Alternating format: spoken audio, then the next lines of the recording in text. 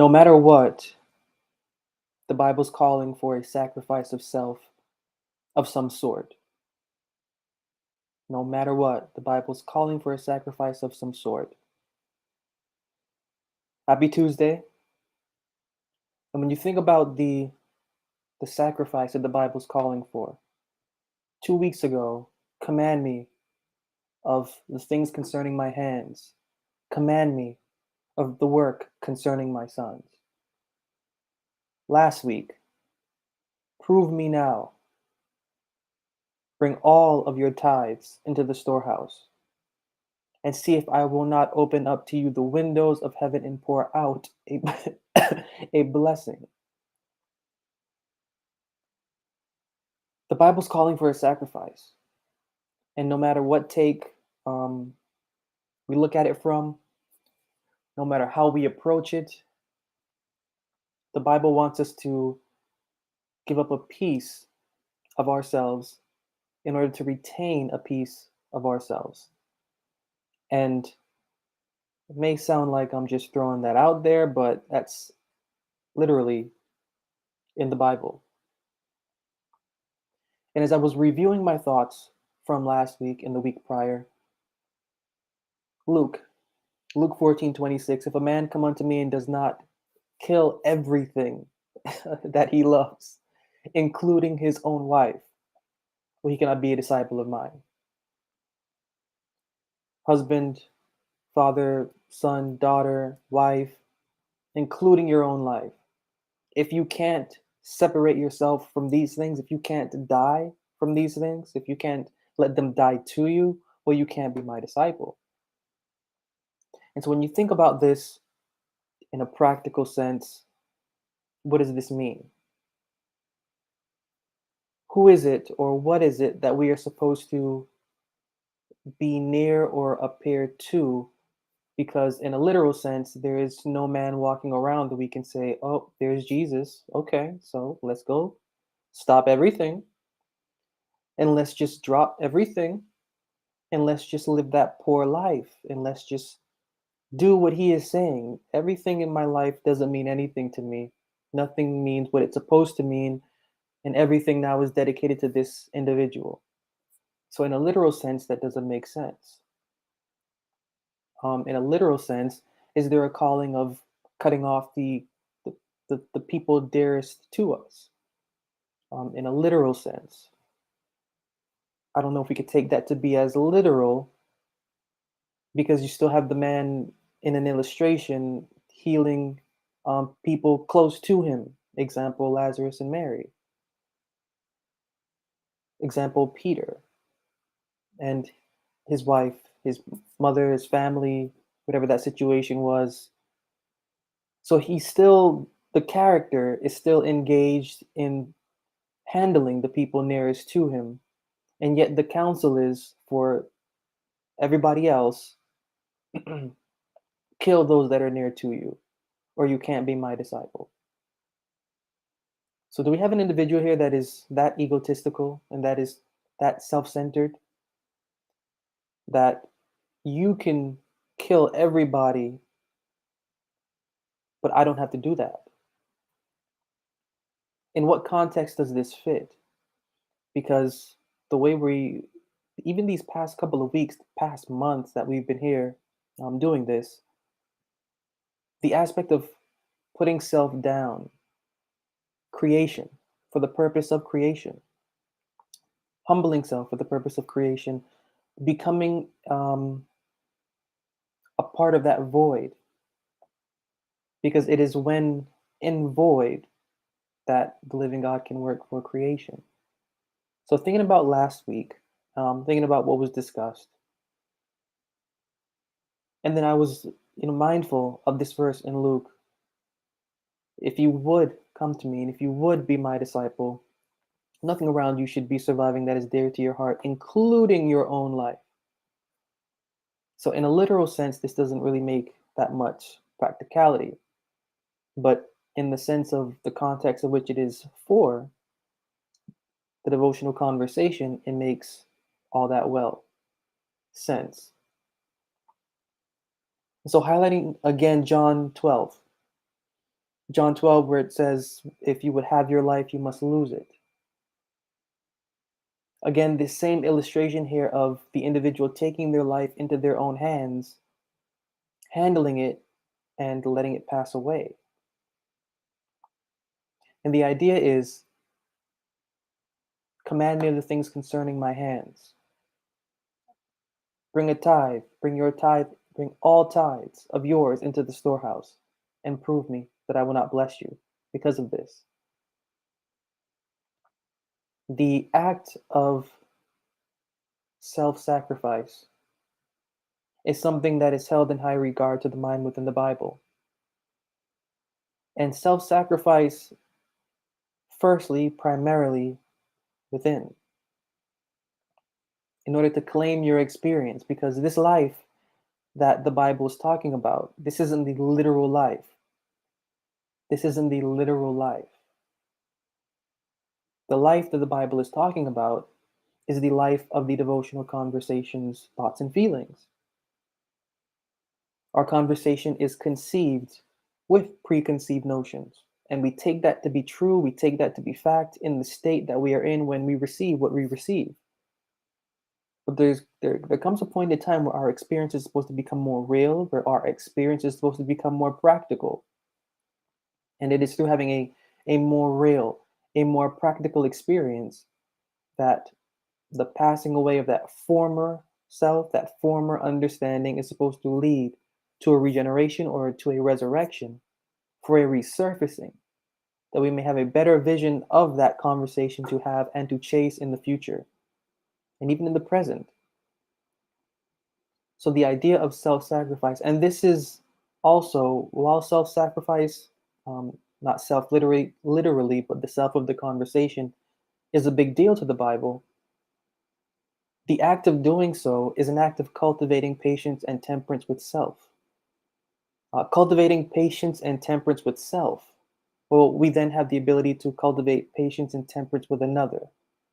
And so while the Bible has high regard for self-sacrifice, for resurrection, well, the Bible also has high regard for self-sacrificing love and for the resurrection of another through the demonstration or the manifestation of self-sacrificing love.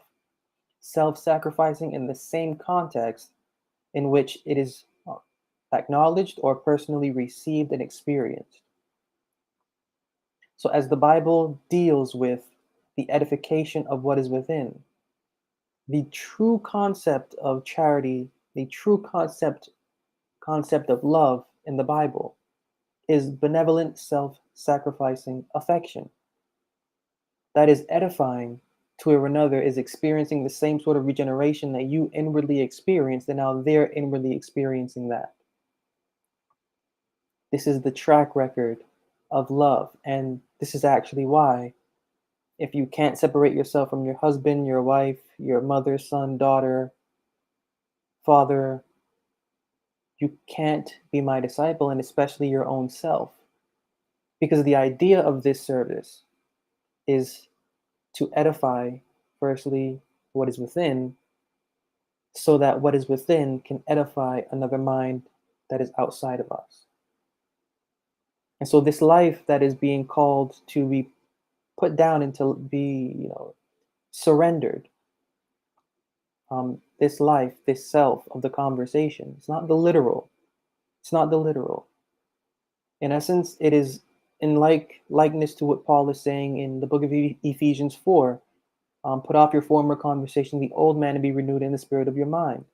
What is to die is that old or former conversation. To the Bible, to the Bible's mind, in that term of flesh or body, it is always in reference to the conversation. That's just how the Bible thinks in its primary context. It is the body of our understanding. It is the body of our belief. It is the flesh of our conversation that is to pass away. And at the same time, that is to be renewed.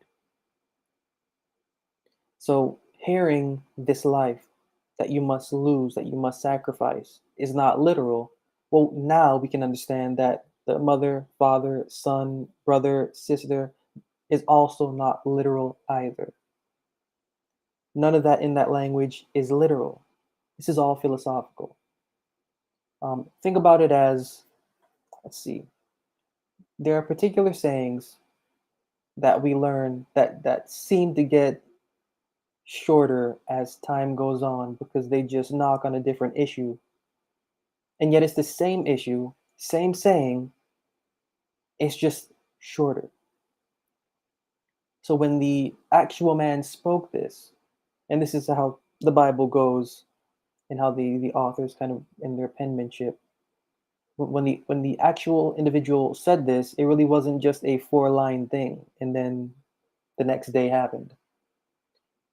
This is an actual conversation, philosophical conversation that is broken down by a lot more words and a lot more paragraphs than this. But Matthew, Mark, Luke, and John are filled with sayings and records of sayings, and sayings that were not recorded at the time the man actually spoke them. These are sayings that were written maybe, I don't know, I'm going to be generous, 30 years after he died. All of a sudden they came back to remembrance. So you have individuals that are dealing with lore and that are dealing with the legend from a voice. And what was actually spoken as time passed along, the reference got changed, hype got placed onto it, lore or mythology or philosophy um, placed and wrapped with the bow of a parable, got placed onto everything. And as the years went by, these things just got smaller, shorter, to the point where now you have the saying, if you will not leave your mother, father, wife, whatever, and come and follow me, and including your own life, you can't be my disciple. In essence, none of that is literal. In the first discourse, if this was the actual discourse of that, we would have gotten a more full statement. But as it is, it's philosophical and it has to be understood philosophically. And philosophically, there are members attached to us, members not literally within us. In us, again, not literally, us, our conversation. Our conversation is attached to a lot of things that make it feel as though it's alive.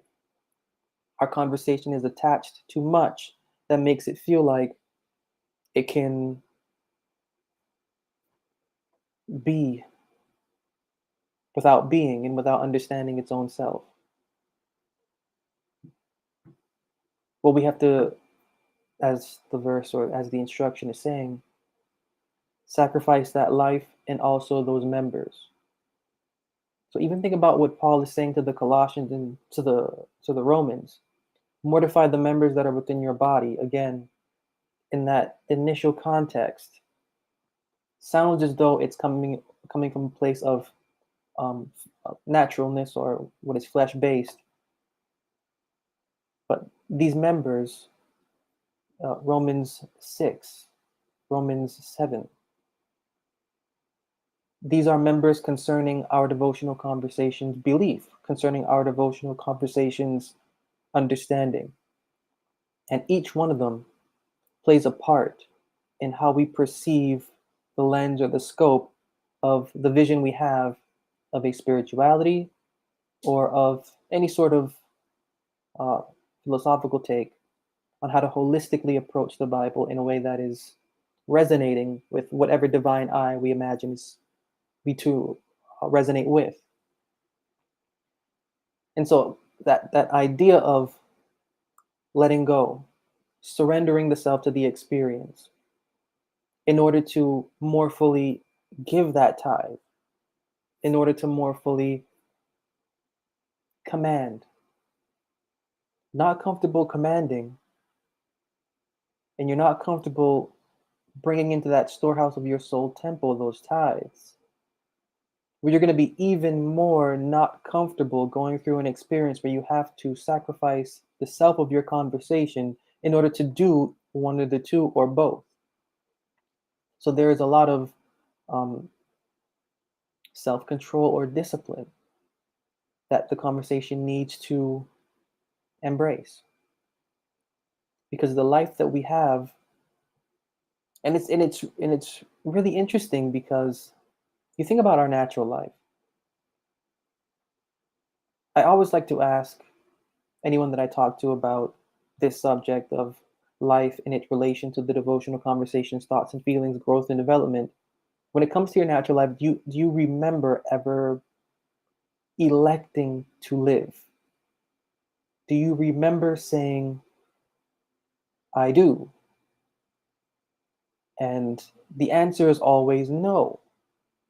And if you say yes, then so something's wrong there. But so no one remembers saying I do to this living experience. And yet, here it is. And here we are. It is the same thing concerning our devotional conversation. The only difference is that we have a pretense of consciousness that makes us believe that we are a part of making the decision to honor what is within the scriptures.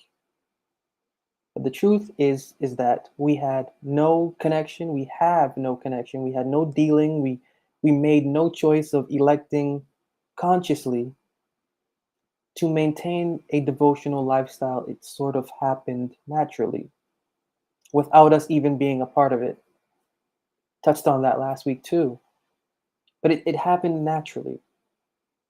And as it happened naturally, just in the natural life where there is no memory, and yet we just keep on moving, well, that's how it should be when it comes to our devotional conversation. There is no actual memory of when we decided to say, you know what is in the scriptures? This is for me. I've heard something, I resonate with something.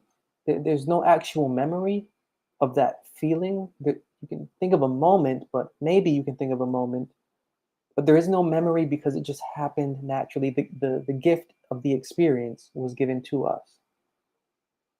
And so because the gift of that experience was given to us, you know, we really don't have a right to claim that devotional life as our own, to handle it as we would.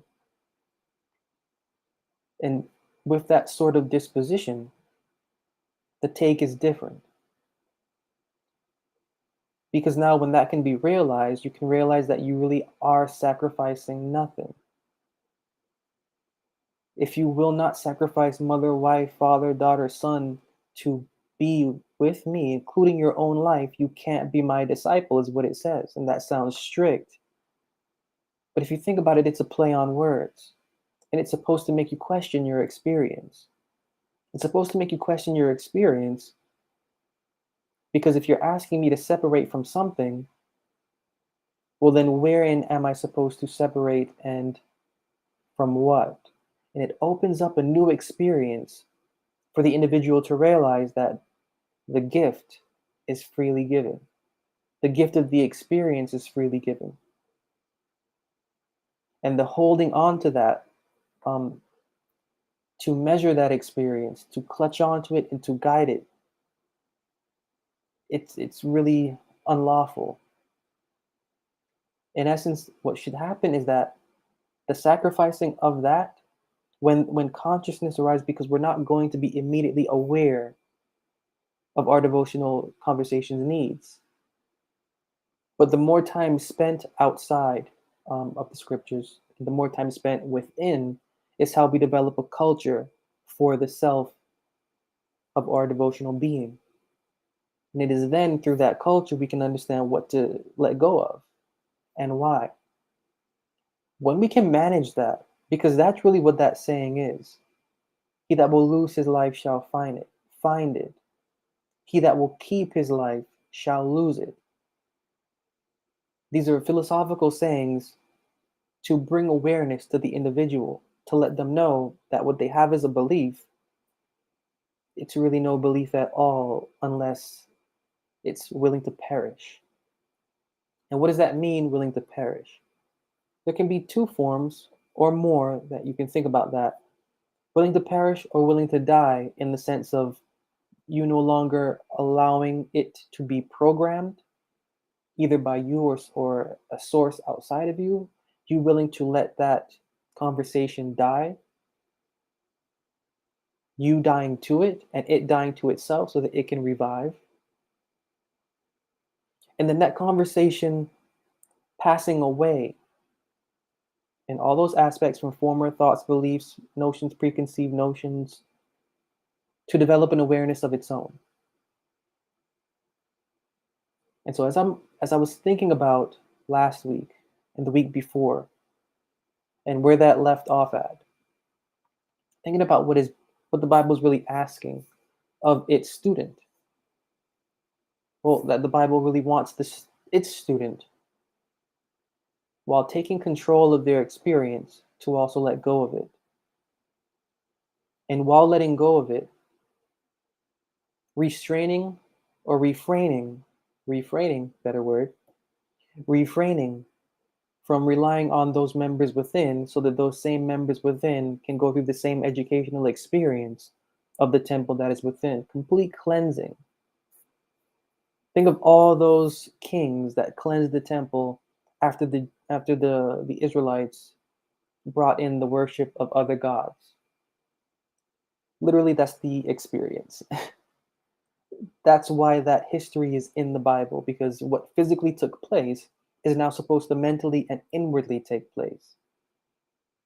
So we are the ones that are in charge of what is within. We are the king of this ship. And we have to make sure that as king, as queen, well, we have an assistant, an informing assistant, as every king did have a high priest beside them, and moved with that high priest for the priestly order to do what they need to do concerning cleansing. It's the same situation, except it's within. And bringing everything within and remaining in that sort of state of mind, well, then we can allow that sacrifice the Bible's calling for to be what it's supposed to be. I always go back to Paul saying, this is your greatest sacrifice. Your living sacrifice is the sacrifice of your bodies. Romans 12, verse 1. Then verse 2 goes on to say, be not conformed to the world, but be renewed by the transforming of your mind, that you may prove what is that good and perfect will. So, and again, this world isn't the literal world in context. This is the world of religion. It's literally the same counsel. The same counsel in Luke is the same counsel in John, is the same counsel in Romans. And that number one counsel is to refrain from what is quote unquote world. And that includes what is within. Our conversation conceived within the religious world has the sufficiency of the religious world within it. Well, if you're going to be my disciple, because we have to remember, this same individual in John 17 says, I am not of the world. Well, this individual cut off himself and his devotional conversation from relying on whatever theories, whatever statistics, whatever documents, whatever character was within the then religious world, and stayed true to the words of the scriptures and what they meant to the temple within. And this was his advice to everyone that heard him. Because if you're going to maintain the lifestyle, the devotional lifestyle that I'm maintaining, well, then you need to also understand the service that is attached to this lifestyle. And the service that is attached to this lifestyle is a service that is for one, personal growth and development, but also the personal growth and development for other minds. So it is a service of love, both to self and then to other minds. And so if you're not able to sacrifice yourself for yourself, If you're not able to sacrifice the self of your conversation for the growth and the development of your human being and your conversation, there is no way you are going to be willing to sacrifice yourself, both personal and devotional, for another human being. For another human being that may be more tragic than you, for another human being that may not understand as much as you, for another human being that may be in a worse condition as you, mentally, economically, uh, spiritually, philosophically, morally. If you're not willing to do the type of sacrifice that needs to be done for the type of growth, for the type of development, for the type of refinement, for the type of re-education, and for the type of resurrection, for your personal and devotional self, well, then there's no way you can be my disciple. That's what he was saying in that saying. Because to be this individual's disciple doesn't mean to be a physical man's anything. Literally, there is no physical man that we can say, I am a disciple of. And if we say, I am a disciple of this person, well, it is in reference to whatever we imagine that person to be. To be a disciple of this individual means to abide by and to maintain the conversation by and the ministry and the service by the philosophy that he maintained.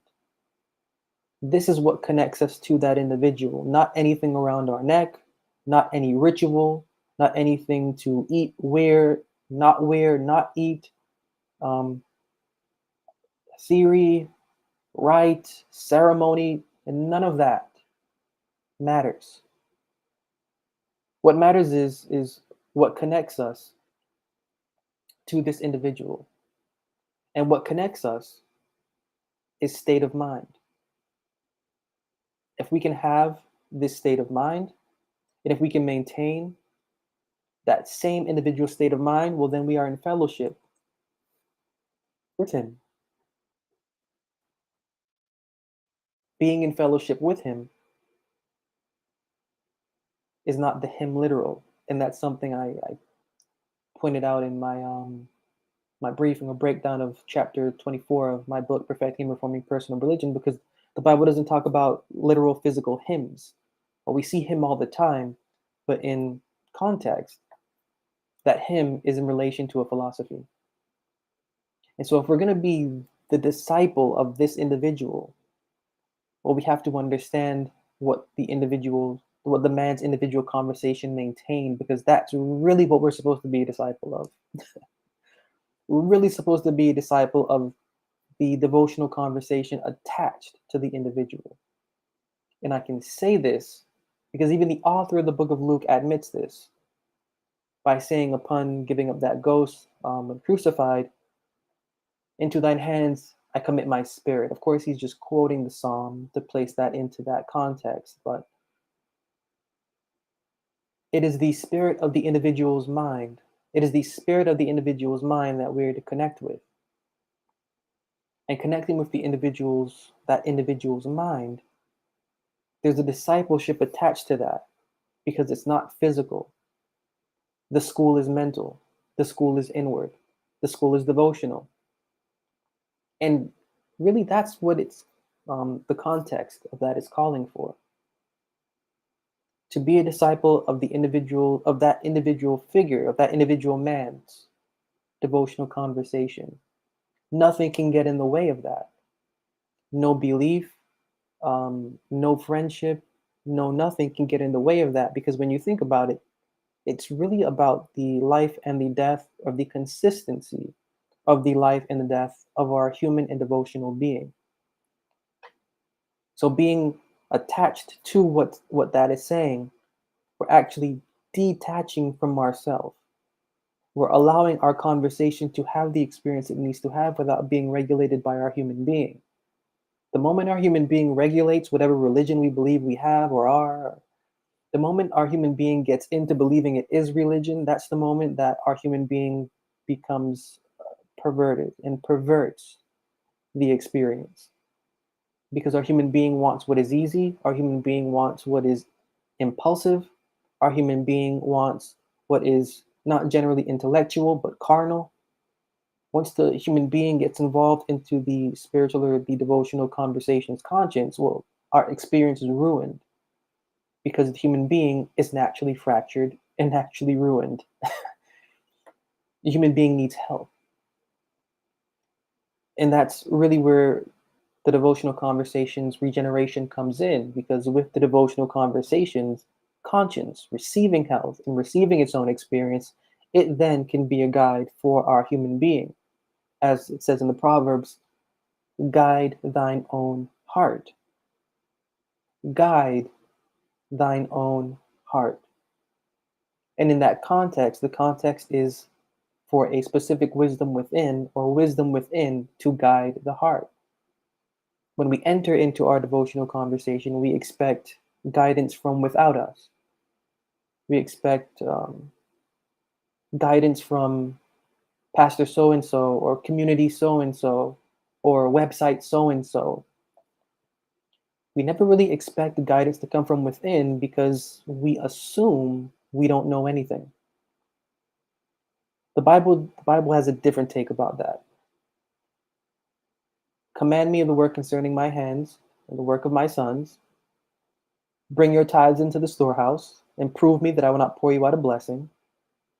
These two things from the book of Isaiah and then Malachi, they show us that the Bible's perception is that the Bible has more confidence in our intellect to understand what it's saying than we do. And if the Bible has more confidence in us to understand what it's saying, I think we need to just take a moment and let the Bible, flatter us. And allowing the Bible to flatter us, let's take that seriously and prove to see if that flattery is in right place. Because even in First John, the anointing that rests on you, even so shall it rest on you, and it teaches you all things. So the Bible wants a personal relationship, not with us personally, because primarily the Bible isn't a human being, so you can't really think human being, human connection. The Bible is a book, is mind. The Bible is mind, from page one to the last page, Genesis to the Revelation. It is all mind. So the Bible wants a mental connection with us. Sure, we will have whatever we will have because we're humans and humans feel, we will feel. But the initial feeling that the Bible wants us to have is an inward, is a mental, is a feeling of wisdom. And so to be my disciple, as he is saying in the book of Luke, you have to be willing to sacrifice the self of your conversation so that that can pass away and you can pass away from that in order to more fully develop the conversation that you have, and also your human being from that conversation's development. Again, find your life, have it or keep it, lose your life, gain it.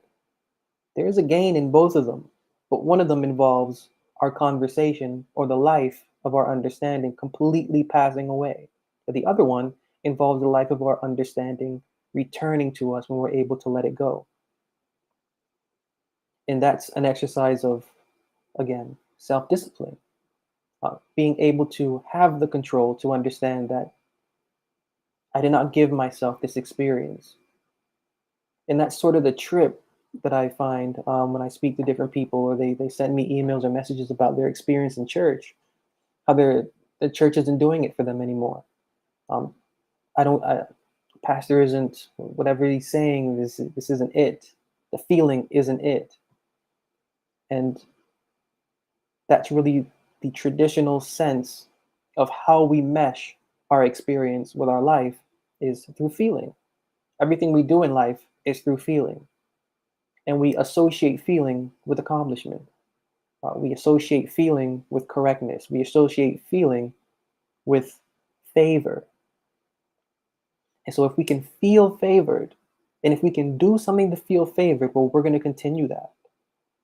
But again, that's not how the Bible operates. Bible doesn't operate by feeling. Bible operates by mind. not by might, not by power, but by my spirit. So it is spirit of mind that the Bible cares to acknowledge. And if we can get spirit of mind right, and that means cutting off mother, father, sister, brother, these aren't literal figures. These are figures that have taken a hold onto our conversation in association. And now we live by them, and now we move by them. And then them plus your own life also, then you cannot be my disciple. But if you can manage to discipline your conversation, to separate from the ideologies of what you've inherited and also self cultivated, well, then if you can maintain that separation, then you can be the disciple of my words, because that's really what that context means. It's not literal be my disciple, because nobody actually, Matthew, Mark, Luke, and John have actually distorted what the actual man taught and the actual character, the nature of the man himself. In essence, that context means of my words. You could be a disciple of the words of my devotional lifestyle. And that lifestyle, in maintaining that, involves the issue of sacrificing the self of the conversation for regaining the self of the conversation, that we may then give our conversation's character to another that may need it and that may need help understanding their own. And so I'll just stop there for now, because that's just the general idea of where, when I thought about the past week and then the week prior, where those thoughts were going. I find it so interesting that the Bible calls for sacrificing of self and gives us options. Command me is option one. Bring your tithes into the storehouse and prove me is option two. Either way, there is a proving of the experience and of the mind over the experience. And to do that, to get to that point where we are comfortable proving and we are comfortable testing what we believe and what the Bible is saying, there has to be a letting go or a surrendering of the self of the conversation to the mind that gave the experience. So there's a lot of testing of belief. And I think that there's a lot of fear from, you know, speaking to different individuals. There's a lot of fear when it comes to belief and what we hold dear to belief, because the general consensus, and I say general just from my different discussions with individuals questioning their own belief and hurt by religion, is that they don't feel as if they are intellectually sufficient to actually believe anything. They're actually fearing to believe anything. They're fearing to test their belief. And it's because of this fear to test their belief that they then become atheists, or that they then become evolutionists, or that they then become um, centered in the idolatry of the Christian theory, of the Christian religion.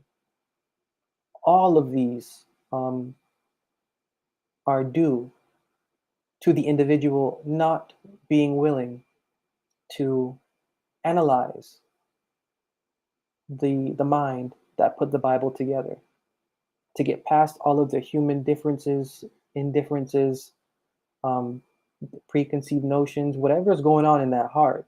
They're having a hard time getting past it. But if you can get past, and this is where the mother, father, brother, sister come in, because these aren't, again, literal figures. These are all members acting within us, pieces of things from outside of us that we've taken within and have cultivated and have attached. And now they have become the source of our fear for pursuing a conversation independent of them, to know our own character for our own self. We can let that go.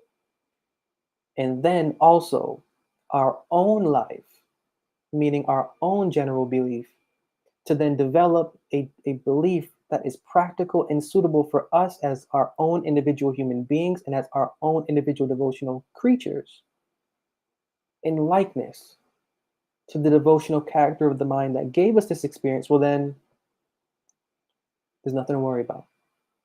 If we can do all of that, we will have what we need. And having what we need, the experience will be more full.